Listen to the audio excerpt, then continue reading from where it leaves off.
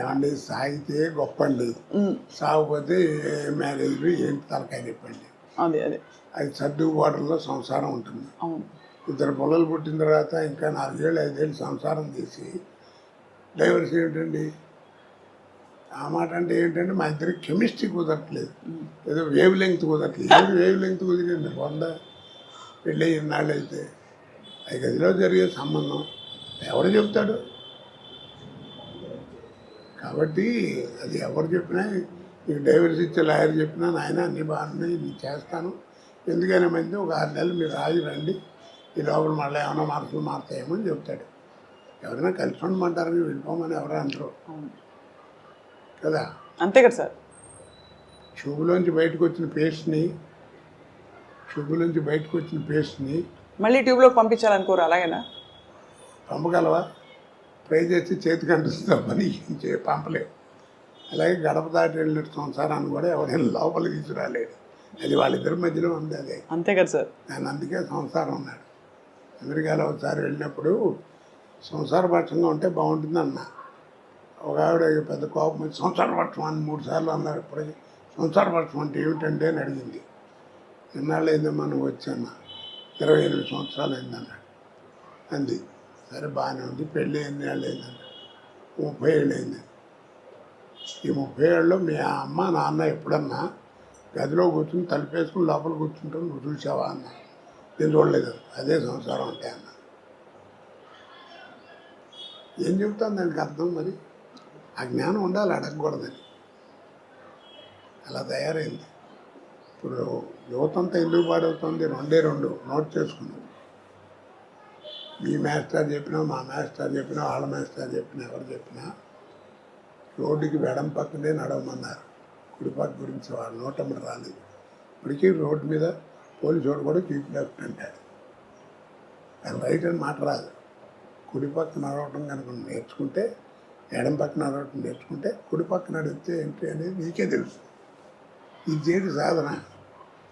Keep left అంటే అందరూ ఆయన మా తండ్రి విన్నా అనుకోండి, కరెక్టే అనుకోండి గురుగారు,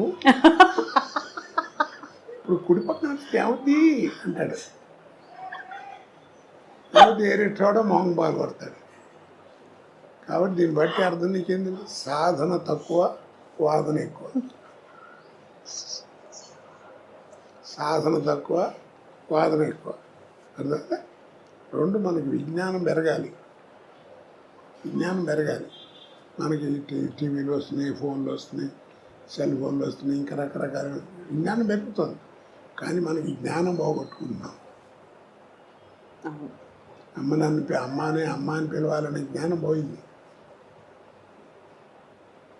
అది తప్పు కదా. మాతృభాష అన్నారు. అరం వాడికి అరం, తెలుగు వాడికి తెలుగు, తమిళ వాడికి తెలుగు. వాళ్ళ మాతృభాష ఎవరు కావాలి? తల్లితో సమానం అన్నారు. తల్లి పదం ఎంత గొప్పది. మనకి తెలియకుండానే ఎవరిని నేర్పకుండానే మనకేదైనా అనుకోకుండా దెబ్బతలితే అమ్మ అంటాం. ఎందుకంటాం కదా? అమ్మ ఎంత గొప్పది. తండ్రి ఒక ఏజ్ వచ్చిన తర్వాత వాడు నేర్పేది జ్ఞానం. తల్లి అట్ట కాదు. నువ్వు ఒక ఏజ్ వచ్చేంత వరకు నీకు నేర్పేది ఆల్ ఇంగ్స్ నేర్పేది మదర్.